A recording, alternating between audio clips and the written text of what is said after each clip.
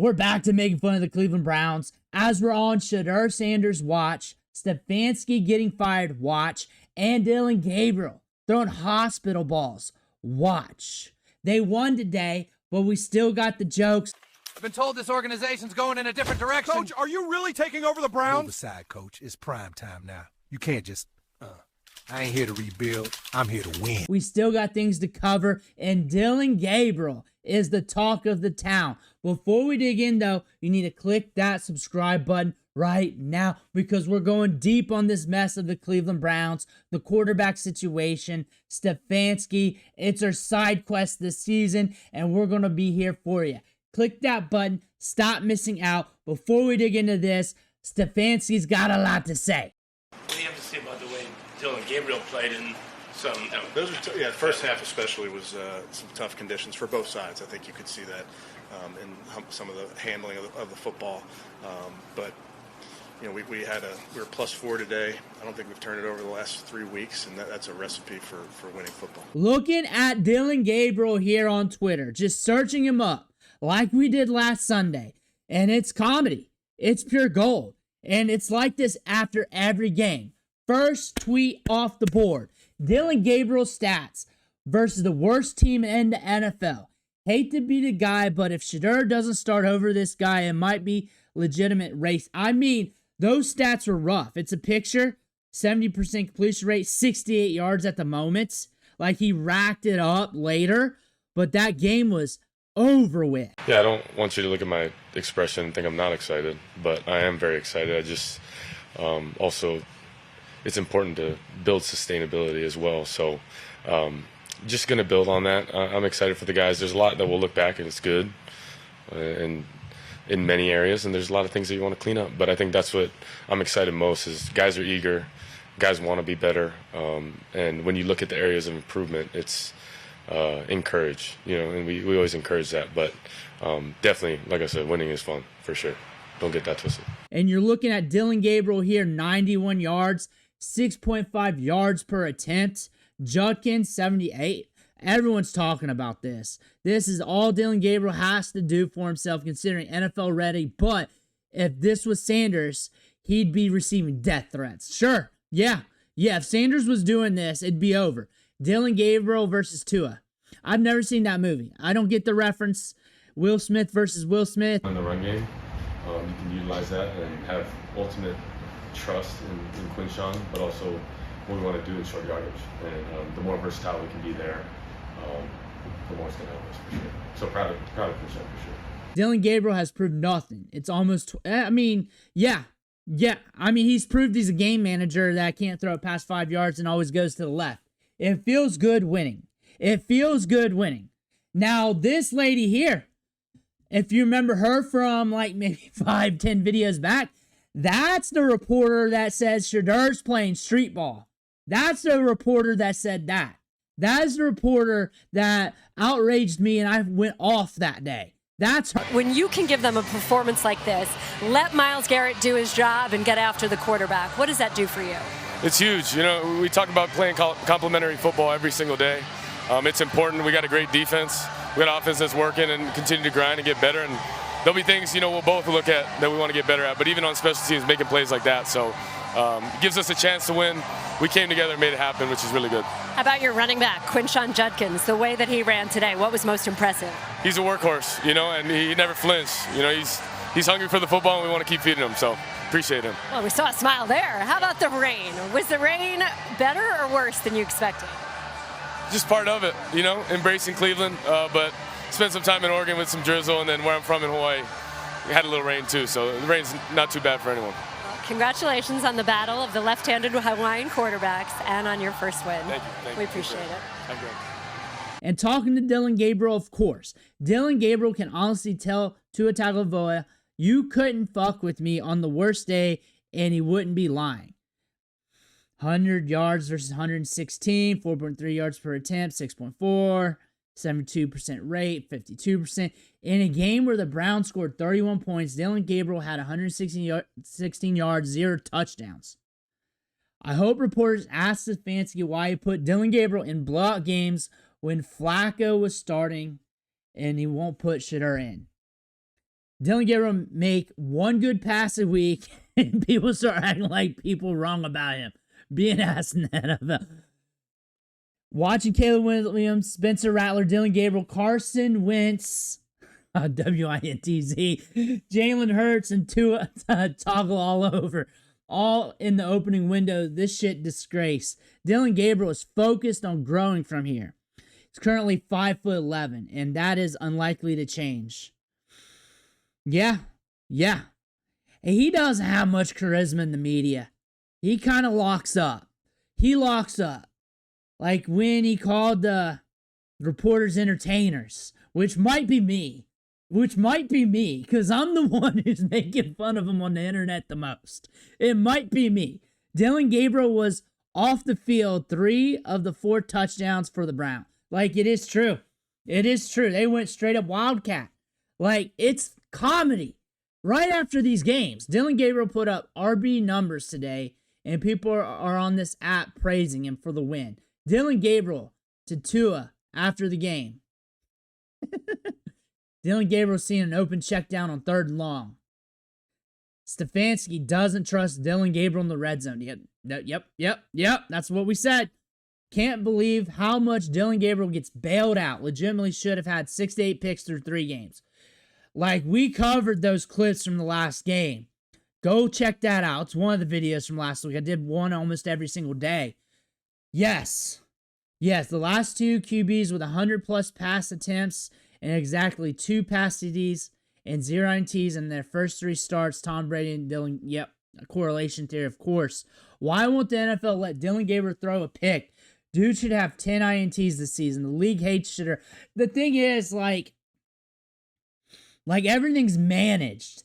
Everything's on script. Like, everything's 5 yards shorter. We complete 20% of our passes 10+ yards downfield.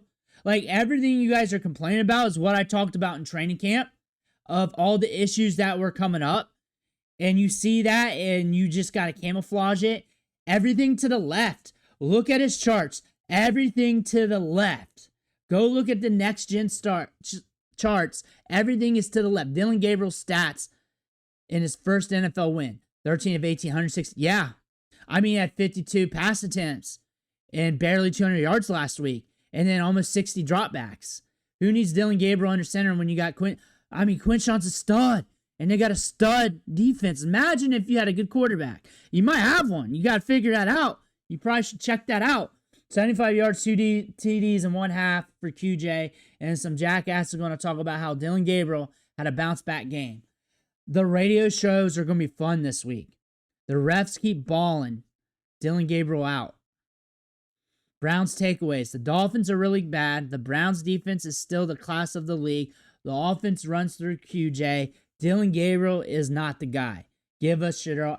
This is what Browns fans need. They get the W.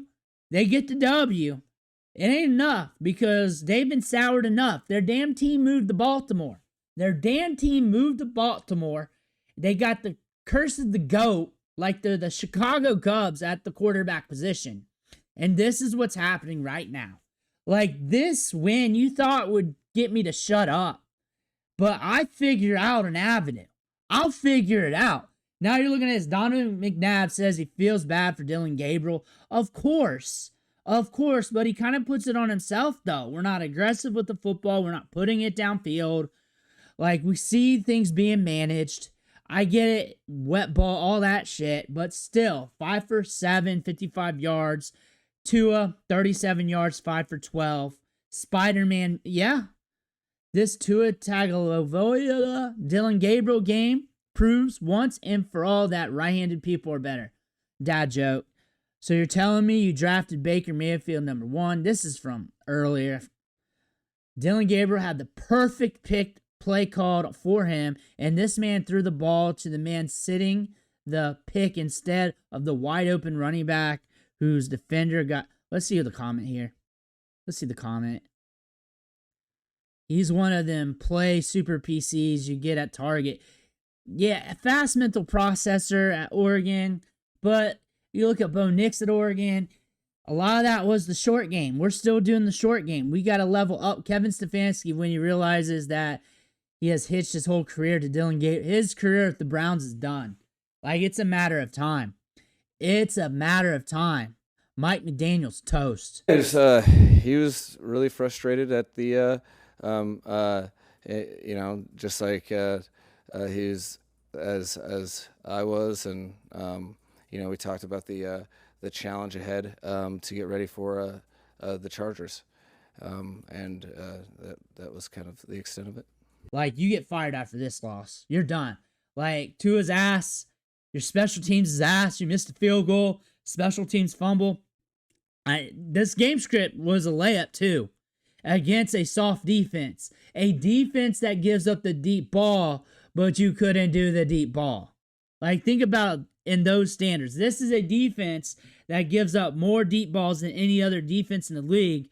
And then prior to that, joint practices and training camp. Remember, I'm the training camp guy. Like, I'm not the Browns guy. I'm the training camp guy. I study practices. I don't know why, but I do. These guys, even joint practices, getting toast, roasted. And then we're getting Dillon Gabriel out there. I get it. Rain. It's wet. He's 5'2", but still, that's an old one.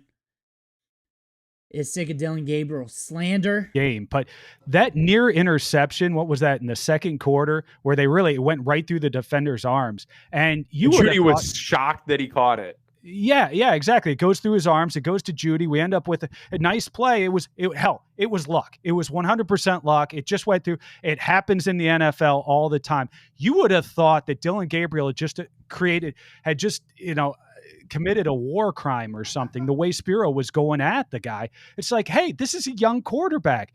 Bad things are going to happen to him. Good things will hopefully happen to him every once in a while. And when you get that luck in between, let's let him have that. Hey, this is a young QB. When you get that luck, let's let him have that. Let him have a few victories. You know what? Sure. It's Quinshon Judkins' victory. It's Quinshon Judkins. It's Judkins. He didn't mess up. That's all I can really say. He managed the game. He didn't mess up. Like, for real. Like, he didn't mess up. He didn't fumble. He didn't throw a bunch of picks. He came close. But he didn't win it. He didn't get you. Like, what did he do, really? I'm not saying Shedeur is an NFL QB, but I'm saying that Dillon Gabriel sure as hell isn't. Dillon Gabriel is going crazy. He is 25-25 on handoffs. Rookie Dillon Gabriel is so honest and so mature. Here he is talking about building a connection with Jerry Jeudy, da-da-da. We're getting to the old stuff. More on Dillon Gabriel. Now we're getting to the old stuff. One thing I want to talk about on ESPN Cleveland that they posted that has some more funny stuff on Dillon Gabriel. We're going to get to it. Dillon Gabriel, stats. How would you grade his performance? Absolute ass. It was pouring rain. Receivers dropped several passes, and almost every completion went for a first down. Let's not forget turnovers result in 21 points. That means the 0 gave us 10 points. No turnovers on 0 by the Browns, and the weather makes for B-. Incomplete. One pick called back, another dropped, badly underthrown deep ball, inexplicably ignored a wide open guy in the flat he was looking right at, but the weather was awful and they won big. He's clearly not an NFL starter, but this game didn't show much either way. That's honest. That's honest. What incompletes is probably the right grade. The game script was out of the hand. It was favorable matchup, bad weather. That's probably the most honest thing, and still not an NFL starter. He's not. We've said that he's a good back. He'd be a good backup for years. And you might be messing him up here, throwing him out there. Missed 3 easy TD passes in the first half. Should have had 2 picks, at least D-. But since we won, let's grade on a curve D+. Where were these 3 missed easy TDs? Bro, the announcer literally called out the 3 plays. Could you throw in this weather? Just wondering. The thing about this, it was wet, but it also had its calm moments. They also did not need to throw the football. That's one thing you say. Browns won. He's 5'10", third round rookie playing behind a bad line.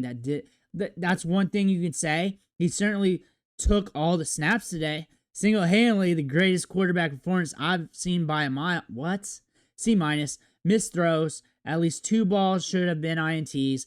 Didn't push the ball downfield. Still made poor decisions. Still just an extension to the run. Yeah, he's a manager. He's a manager right now. He's a good manager. He's a good backup. That's it.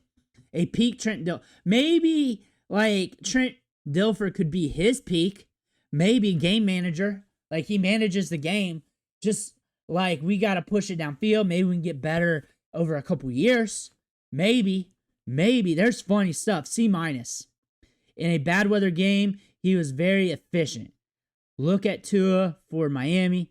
Like, it was a bad weather game. Like, I'll give it that. There was rain pretty much all game. This is exactly what you need from him. Throw the ball 20 times. Run the crap out of the ball. They should be running more. Myles Garrett said it. The media gave him hell for that. The media gave Myles Garrett hell for that. Just my nature. I'm gonna shoot you straight. And no problem saying what I say, to them up here and vice versa. Mm-hmm. So, I'm not trying to say anything to disparage anybody or, trying to get anybody, either removed from their position or anything like that. And I want everybody here to be a benefactor to our success. So, it all came together today, and I hope we continue to rally around everything that we've been talking about and I've been talking about. But he was right. Myles Garrett stepped up and said stuff to him. Like, you can't roll with the coaching staff when you talk shit about him on everything else just because it's Myles Garrett. Myles Garrett was right saying they need to run more. They need to be more aggressive on defense. They need to start pinning back. They can't play average. They're hurt at quarterback right now. They got to be more aggressive. D, if you watch the game, he should have been picked off twice and couldn't throw the ball over 15 yards. That's every game. And he's a hospital ball nightmare. Just so you know, Shedeur Sanders is going to be out soon. He's going to be out there soon. He's going to be starting soon. Give it some time. Let Gabriel fall on that knife like I've been saying. But Dillon Gabriel is hilarious. Let me know what you think in the comments below. I want to hear about that. Make sure you hit that subscribe button on the way out. One thing for watching. Catch you on the next video.